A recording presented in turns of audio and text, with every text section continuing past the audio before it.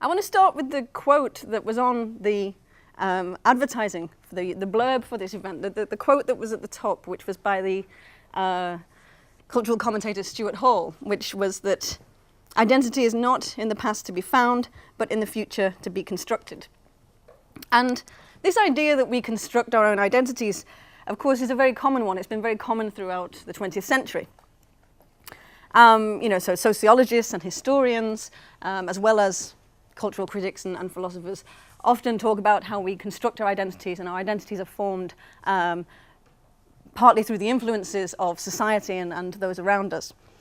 But one particular way in which many philosophers have construed this identity is through the construction of a narrative, and this idea of a narrative identity. So the idea that we forge or weave our identity through the stories that we tell ourselves and tell others, and the stories that we tell about ourselves. And I mean, this is particularly, just following on from David is kind of perfect, because, his work seems to be all about this. We see here these people who are struggling to tell their stories. And a lot of work's also been done, I know, by neurologists and psychologists in this area, like Oliver Sacks is perhaps the most famous one, working with patients who have some kind of disorder where they can't form their own narratives, they can't form narratives of themselves. And so the idea that we are who we are because of the stories we can tell is a very powerful one.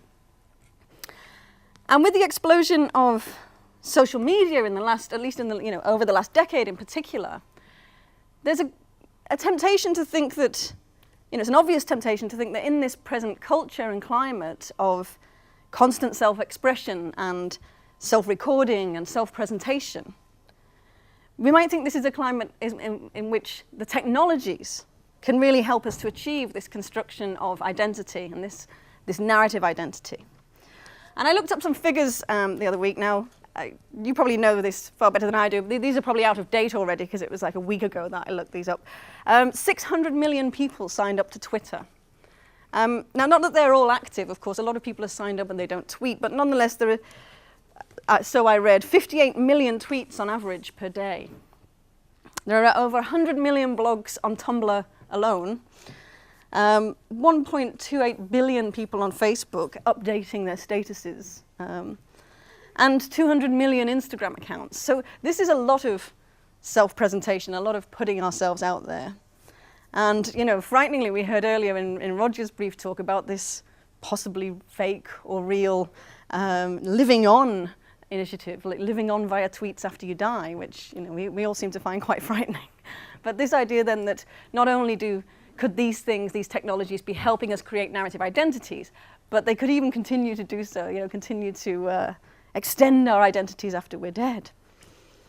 So these media technologies then, they're certainly enabling us to put ourselves out there into the world. They're enabling us to project a representation of ourselves that we can ourselves view and evaluate. But does this mean that these technologies are enabling us to construct robust narrative identities? Or are they rather distracting us from that task? Are they diluting us? Are they fragmenting us? And this is what I want to sort of muse about for a few minutes, considering whether our social media activities do help us create narrative identities or not. So I want to do this in the light of a few particular, one main sort of well-known theory of narrative identity, but then also a more recent, slightly weaker account of narrative identity. So I want to sort of compare a couple of accounts and think about whether on these particular accounts of narrative identity, social media and social technologies are helping us create ourselves or not. But first of all, I'll just say something about why we should think that the self might be a narrative construct. Why is it important that the self is a narrative self? Well, this requires a little bit of story about the history of the sort of philosophical notion of the self. And I'll do this very quickly. It's going to be in very, very broad strokes, but it should hopefully sort of give you a flavor of the progress and indeed the regress, perhaps, of this notion of self, at least through philosophical thought.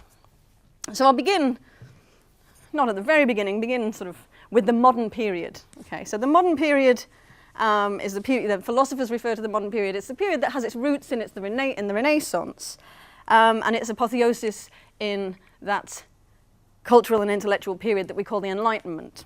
And this period, the modern period, germinated a view or sense of the self that was absolutely at the center of its world. We can see this captured early in this period, actually in the Renaissance, in the words of Pico della Mirandola, who reasserts that man is the measure of all things.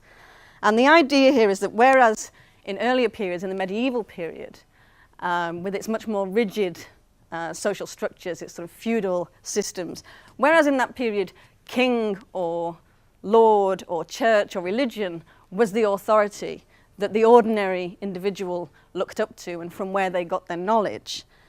Through the modern period, we start to see the rise of the individual. We start to see the individual beginning to become elevated as a source of knowledge and truth in its own right.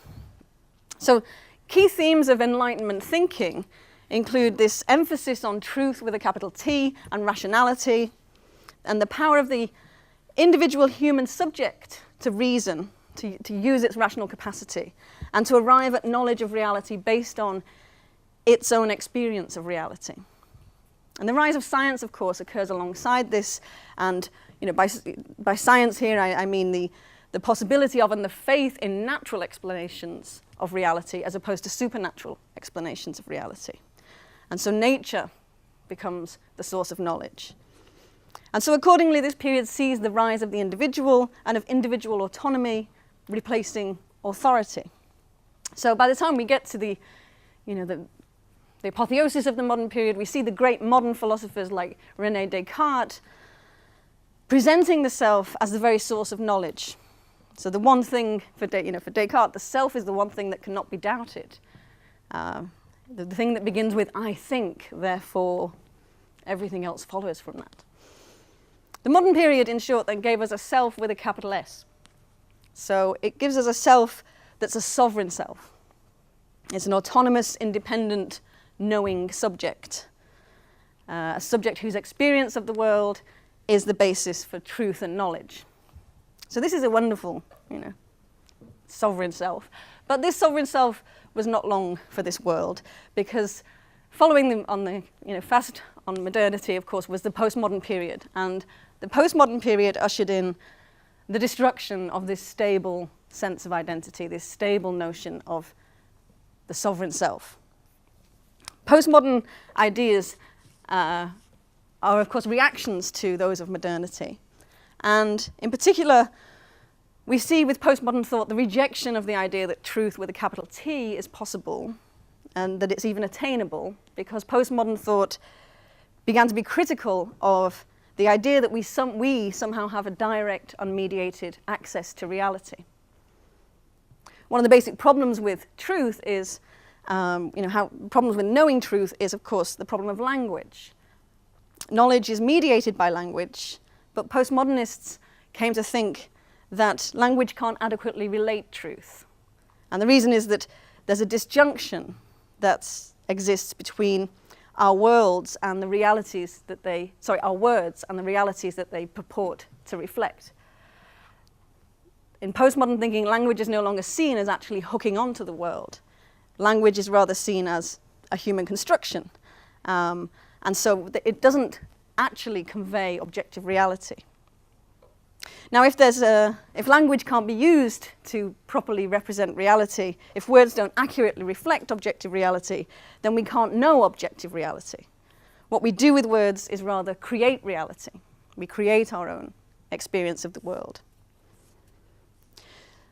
So, in brief, postmodern thought deconstructs these very modern notions of truth and reason and language. And along with that, in postmodern thinking, the human subject becomes dethroned and decentered.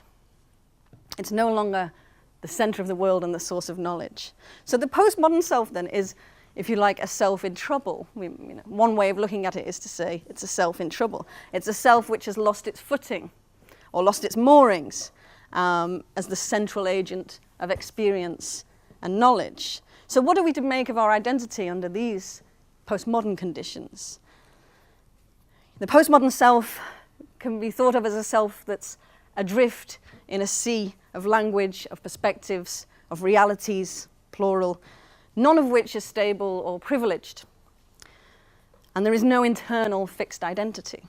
So in light of this, then, we can perhaps better understand, in the light of this postmodern view of the self, we can better understand the need, the desire for a constructed identity that's not simply constructed from the outside. It's not simply an amalgamation of influences from the outside, but is actually perhaps a bit more balanced. It's also constructed by us, made sense of by us. And so this brings us to the notion of narrative identity then, and I'm going to mention one of the sort of foremost narrative identity theorists, which is the French philosopher Paul Ricoeur. And Ricoeur has been very prominent in the view that the self is a narrative self and that identity is a matter of narrative identity. And for Ricoeur, conceiving of our life as a narrative unity is what gives us our identity. And it answers the all-important question, who am I? And this is an important question, not just because it's sort of metaphysical, we want to know what is this thing that I am, but rather because that question must first be posed, who am I, and answered, before we can then ask, how should I live? And of course, that question is perhaps the one that we really want to get to. How should we live our lives? Before we can determine how we should live our lives or start to work it out, we need to know something about who we are. We need to know what is this thing that is me. So Ricoeur focuses on, he reaches back to classical times and draws on an Aristotelian notion of narrative, which in Aristotle is mythos.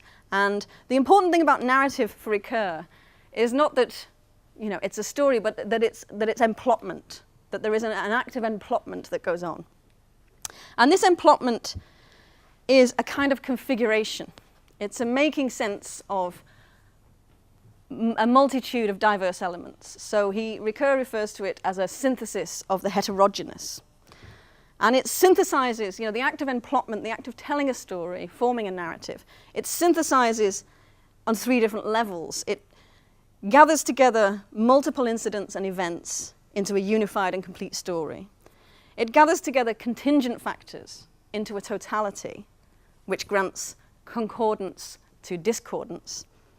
And it mediates between what is a mere succession of events and a temporal totality. So these are the three ways that Ricoeur thinks that this synthesis occurs, this configuring act of emplotment. So on that model of what it is to form a narrative and to create a narrative identity, what does it take for an identity to be formed? We might wonder whether the social media that we use, we might wonder whether this is indeed enabling us to create this kind of narrative. Can the social media tools that we currently engage with, can they help us to create such narratives, those kind of narratives in the Ricoeur sense, with that sort of configurating, synthesizing act? Is this what's happening when we update our Facebook statuses, when we tweet, when we upload selfies to Instagram, and otherwise present ourselves to the world via these media? Are we creating life narratives? I mean, that's something that perhaps you might want to think about. But one reason why I think we might not think that that's what we're doing when we're using Facebook and Twitter and uploading images of ourselves to Instagram and so on, is because of the very structured notion of plot that Ricoeur employs. He speaks of us forming a particular story, one and complete in itself. Emplotment, as I've said, for him is an act of synthesis. It's a process of integration. Can we really think of, if we think about it, are Facebook updates and tweets really like this? Or are they simply momentary fragments, momentary snapshots? Even if we were to take somebody's entire lifetime of tweets or Facebook status updates together as a whole, if we were to sort of bring them all together, would we have a narrative in the configured sense of narrative that Ricoeur talks about? It seems doubtful.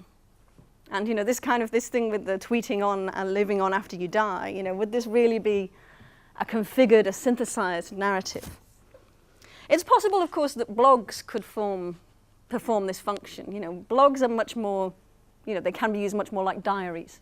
So it's possible that our use of blogs could be a ground for this kind of narrative construction. Of course, most people, well, a lot of blogs that we see, they're not about people just making sense of themselves. They're usually sort of thematic, you know, people's hobbies or people's interests are what they blog about. So, you know, there are cooking blogs, there are political blogs, there are, you know, fashion blogs and so on. But insofar as they can be used for us to show not just here's what I do or here's what I'm interested in, but here is me, blogging could be a tool for this kind of narrative identity, I suppose. I'm going to finish shortly, so I said I would compress, but another sort of more recent view of narrative that's been proposed and of a narrative sense of self is a slightly, well, I'm calling it a weaker one than the one that Ricoeur puts forward, because it's less focused on a very structured plot. And this is a view put forward by a philosopher called Peter Goldie. Goldie also thinks that narrative is very important to our lives, that it helps us make sense of a lot of things. He thinks that narrative plays an important role in our lives insofar as it helps us to process emotions. It helps us to, you know, particularly complex emotions like grief. Goldie thinks that, you know, these kinds of emotions are themselves narrative in form. So he thinks that a narrative is simply something that can be told or narrated, or just even thought through in narrative thinking. Importantly, of course, it's more than just a bare annal or a chronicle or a list, you know, a sequence of events, which is, you know, what we could think of Facebook statuses and so on as, you know, just annals or chronicles. And that's usually, annals and chronicles are usually placed in contrast to narratives. So Goldie thinks that a narrative is more than just a chronicle. It's something that can be, you know, narrated. It's a representation of events, but the important thing for him is that this representation of events is shaped and coloured by perspective. So for Goldie, it's perspective that's the defining characteristic of narrative. Narrative structure, he says, is what's given. Narrative structure is given to what is narrated, he says, when those events are represented in such a way that they are presented from a certain perspective or perspectives. It's essentially this presentation from perspectives which add the shape, colour and organisation to the narrative of events, to the representation of events, and make that representation coherent, meaningful and laden with evaluative and emotional import. As a quick example of the kind of thing he means by perspective, he gives a very nice example actually where, you know, it's even just one sentence, but for him this counts as a narrative because it's got that perspective there. His example is, you know, imagine I recount how I shamefully made a ridiculous fool of myself last night, getting up on the table and gleefully singing that stupid song. Okay, so I don't know what Peter Goldie used to get up to on his evenings out, but, you know, that was his example. Here, then, his narrative is fusing the perspective and the evaluation of him then, you know, him then when he was gleefully getting up on the table and singing the song, thinking it was a fun thing to do. That perspective is fused with that of him now recounting the I shamefully did this. So he's ashamed at the ridiculous thing he did. So there's the perspective of him then, how he felt when he was doing it, as well as the perspective of him now recounting the thing that he did. So there's both the glee and the shame, the sense of ridiculousness and the sense of fun. So this for him is the key thing about narratives, is that we take multiple perspectives on the events. So this sense of self, and importantly, Goldie also talks about not a narrative self. He doesn't want to present something that strong, but he talks about a narrative sense of self, and he thinks that a narrative sense of self is one of the senses of ourselves that we can have. Just as you can have like a visual sense of yourself, you can have a narrative sense of yourself. So he's not positing this, unlike Ricoeur, he's not positing this as a kind of a metaphysical identity or you know, of having much substance, but he still thinks that the narrative sense of self is an important way in which we make sense of ourselves, or in his own words, in which we make sense of what he calls the mess inside. So this kind of notion then, this slightly weaker notion, which is based more on the introduction of a perspective than it is on the sort of, you know, complete whole structure of plot, this kind of narrative sense of self perhaps is more, you know, perhaps social media and social technologies are more conducive to that kind of model of the narrative self.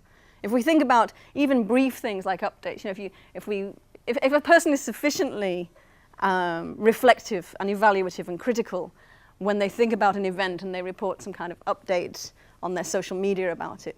This could constitute the kind of narrative sense of self that Peter Goldie talks about. Okay, I'm going to stop there because I think that's about enough. So that's just, a few ideas that you might want to think about in terms of the limitations of social media and, what they can and can't do for us and what perhaps we might want them to do or, maybe we don't. So that's me. Okay, thank you very much, Lisa.